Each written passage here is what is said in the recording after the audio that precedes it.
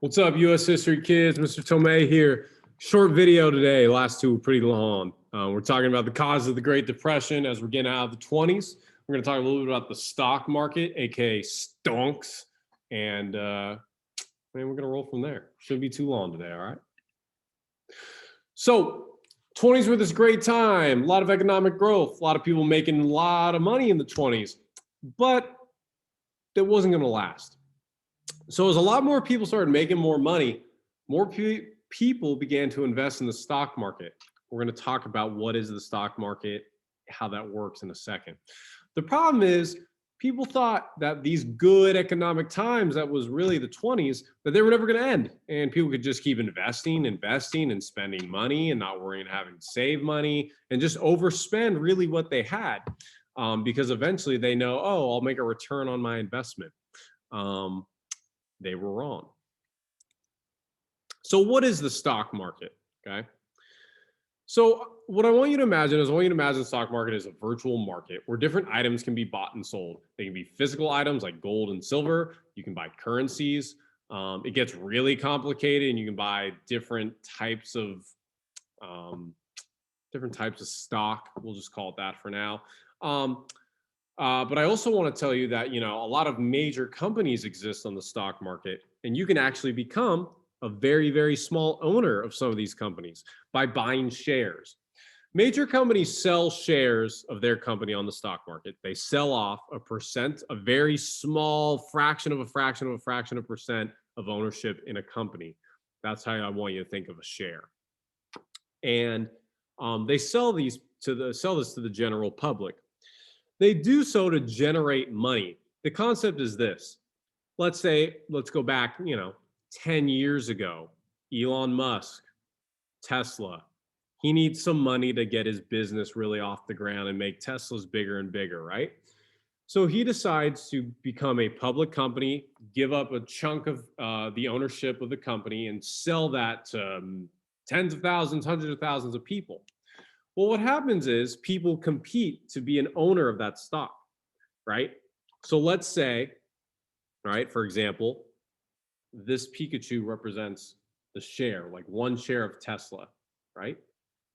And let's say, there's two people in the room. And I say, okay, I'm going to sell this for $20, okay, this share.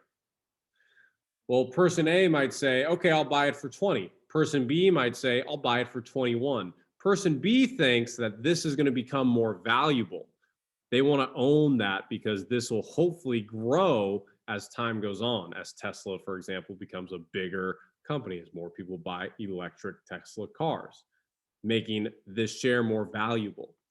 Person A is like, okay, I'll buy it for 22. Person B, 23, 24, and it's back and forth. And eventually someone's going to walk away owning a share. Again, the purpose of owning a share is that you can potentially sell it at a later date for more money. For example, had you bought Tesla stock when it first came out, it was worth very little. Now, worth a ton of money. I can even show you these examples right now. Amazon stock. So to own a stock at Amazon, it costs $3,000, $3,332.72. Now, if we look here, you go back even 5 years ago, it was only worth $500. Had you bought one share of Amazon back then in 2016 when it cost $500 and sold it today, you'd make almost $3,000 in profit. And that's from owning just a share. And you can see they've done pretty well in the pandemic here as more and more people are buying online. So back to the slides. You can do this for all sorts of different companies. I even included the Amazon, and I forgot I included that, the Amazon stock right there. And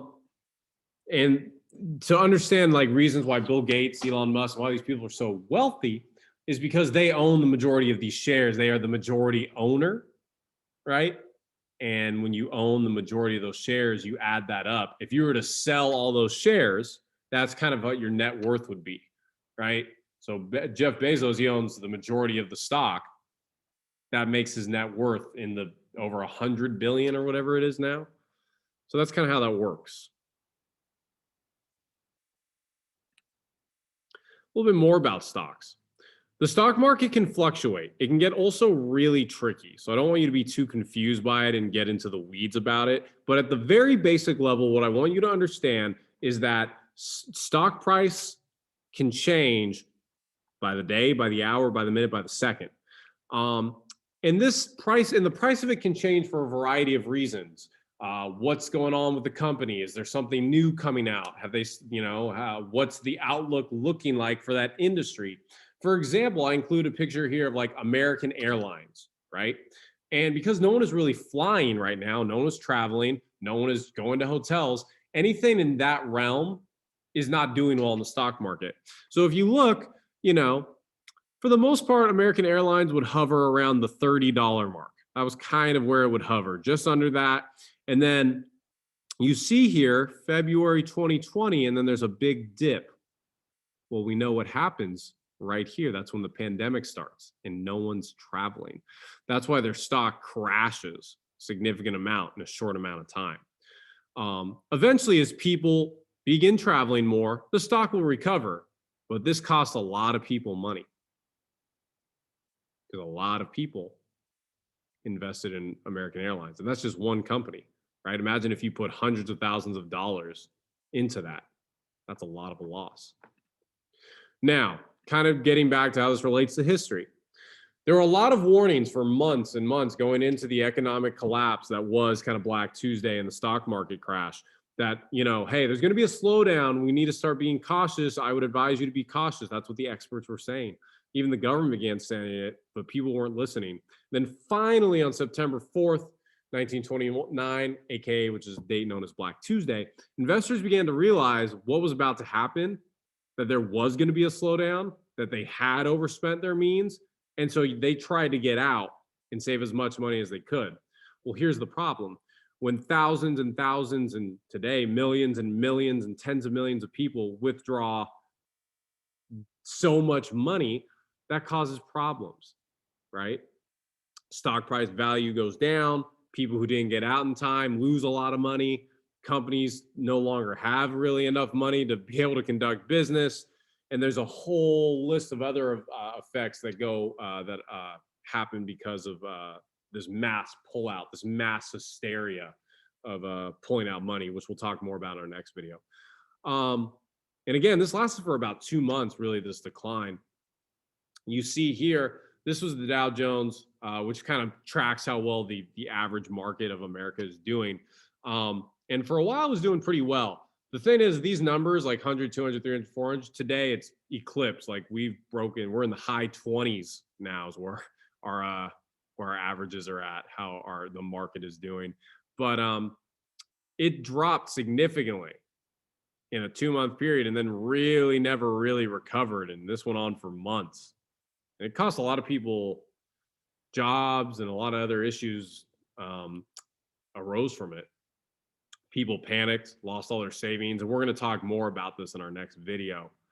Got this guy selling his car, lost everything in the stock market, needs money. This shows you unemployment. This is just what was estimated because we didn't start keeping track of unemployment until actually after the Great Depression. But, hovered around 5%, and then all of a sudden, over 20.